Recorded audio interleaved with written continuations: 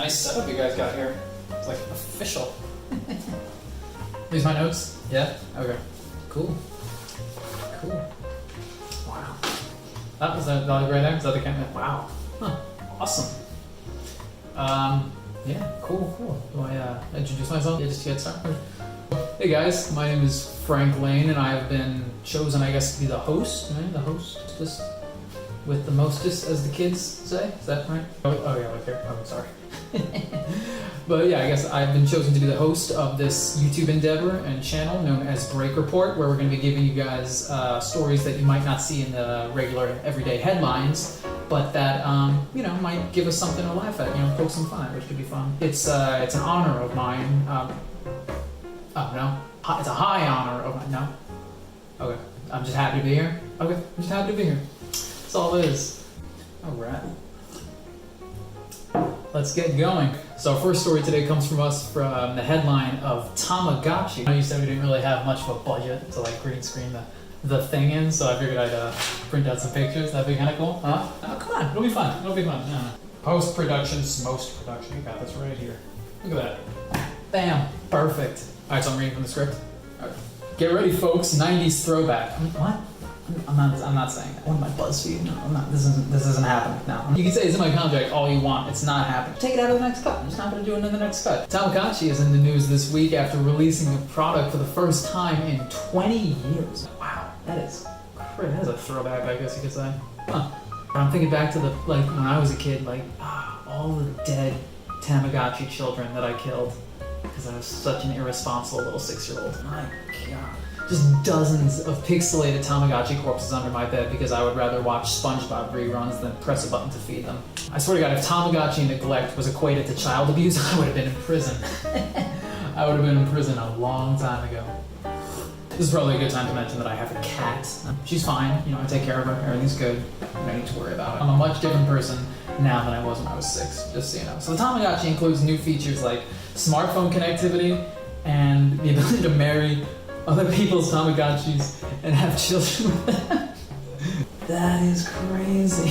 I gotta say, you better have your Tamagotchi game on, you better be skilled at it, because there's one thing to let one Tamagotchi die every now and then, but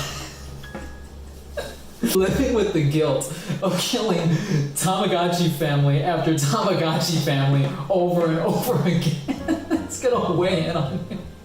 Come on, it's kind of funny.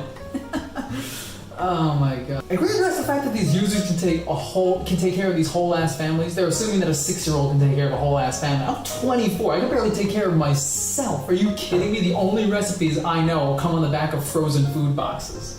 And on top of that, you have breeding. You can breed those things. That's going to be a new interesting topic of saying birds and the bees with 6-year-olds. God, I can't explain it in the context of Tamagotchi. That is going to be a very, hopefully not visceral discussion. Yeah. Our next story is going to be about McDonald's. I didn't put tape on it. Oh, everything's falling apart. It's going to be about McDonald's.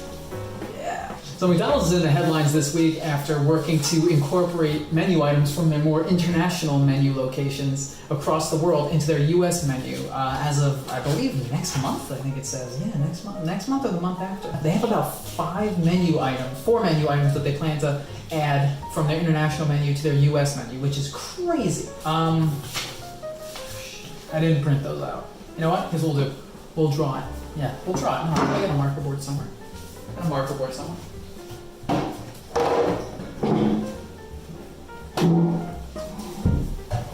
Go. Scooch this over a little bit. I think that works.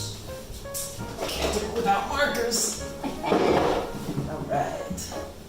Looks good. It's fine. It'll be fine.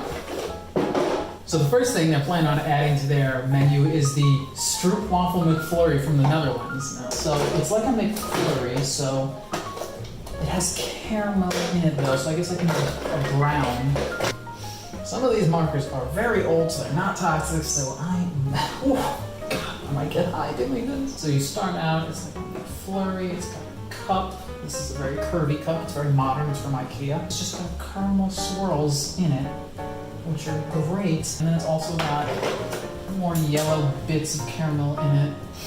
Oh, that is potent. God. pretty good, but I don't know how I can do this show if I'm high. Oh, God. You know, you got that little straw maybe coming out of it. You know, maybe plastic, might be not. You know, we'll see how progressive the US has gotten by now. And then also, you probably have a spoon going into it. And then there's the spoon.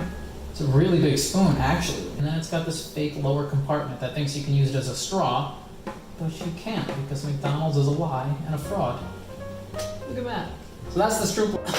That's the Stroop waffle McFlurry. I just realized I don't have an eraser. There we go. Okay. No, it's fine. It's fine. Next up, this one was good. The Grand Mick Extreme Bacon Burger, which was originally from Spain. So you got the bun, which I guess we're gonna have to use the yellow again.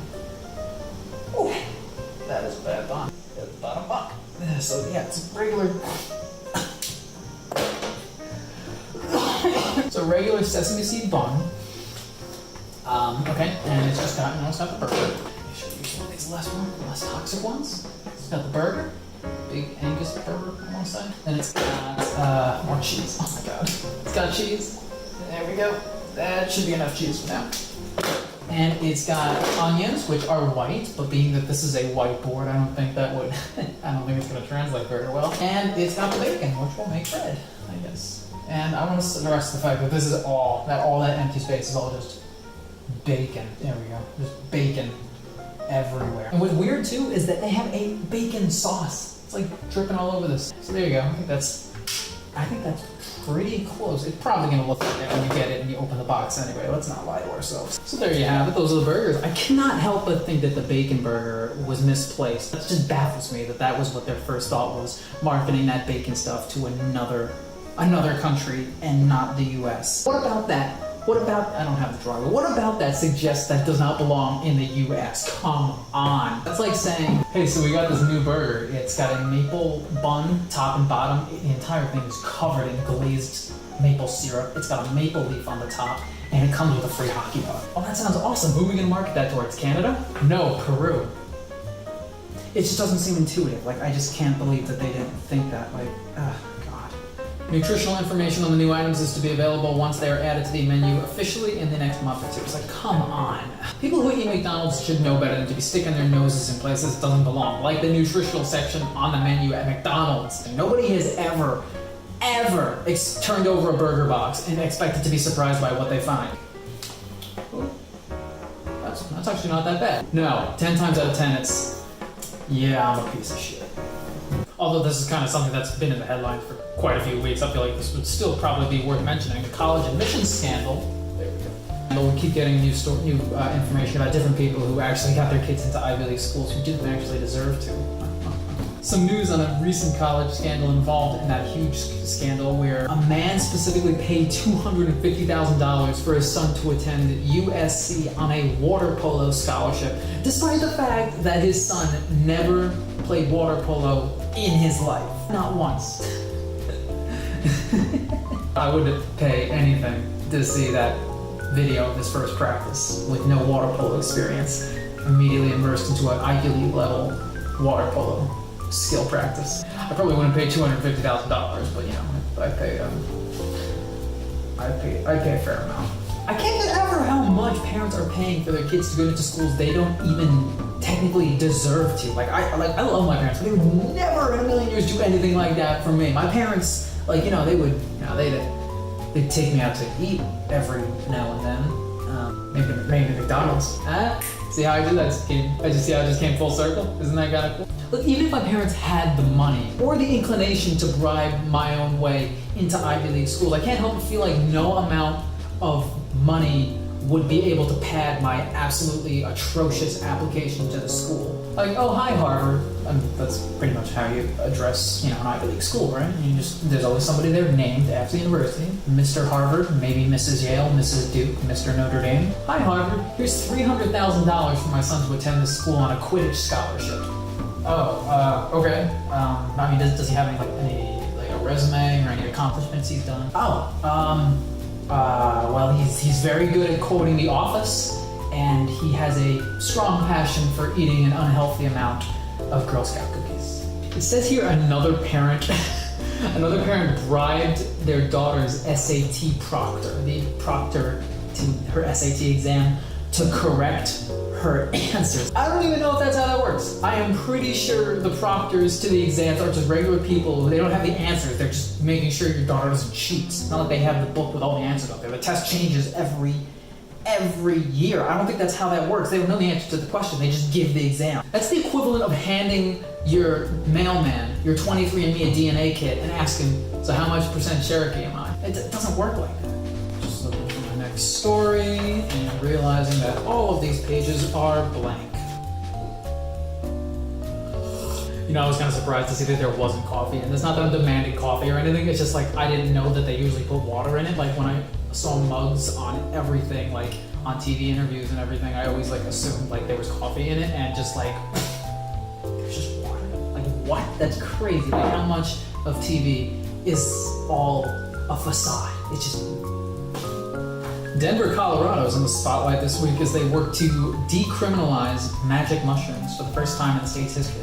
Wow, that's crazy. They're not exactly legalizing their sale of them just yet, but creating teams to develop research and advocacy over their actual, the impacts and the effects of their use, and how decriminalization would fit into the greater scope of society.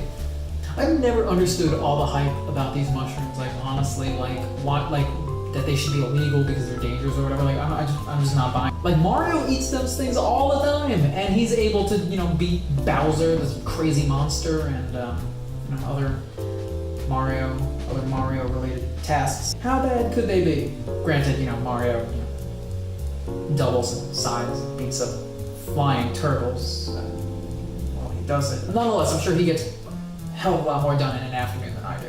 And you know what, I was thinking, like, I kind of want to test it out. Yeah. No, seriously, just wait 1 second. So being that we filmed this on a college campus, it's kind of easy to, you know, get a hang of these things. You know, it's the college life is, you know, all about like drugs and like 420 in the environment, man. Like, no, it's fine. No, trust me. It's gonna be good. So I got this stuff from a guy on campus who told me he can get me magic mushrooms. He looked a little homeless. I mean, but like what student doesn't on a bad day, like finals weeks? So like, I'm assuming if he's on campus, he's a student. You know, that's just how that works. Anyway, I asked him if he had any magic mushrooms. He said if I wait an hour, he can get them for me. I got these for like, I think a pretty good price, actually, I would say. He said he'd give me a good deal when he came back. He said he'd give me the whole thing for about, I paid $350, $400, something like that. Yeah, which I think for this many, that's gotta be it. It's gotta be a good deal. So I guess here we go. You know, look, they're fine. No, that's fine. Maybe we can open them up. They'll floppier than I expected. You know, so you get the box. It says 5 ounces, so I guess that's pretty good for 5 ounces, right? I mean, that's a lot of mushrooms. God, $300. You can get high for a while. Although I'm not sure what the ratio is, so I guess I'll have to eat a few. Just to make it. Okay. Alright. No, it's pretty cool that they actually give you the nutritional facts for it. You know, it's kind of cool. Like, yeah, you know, it might be illegal or whatever, but like, you know, we're gonna make sure you're healthy. I'll have a few more.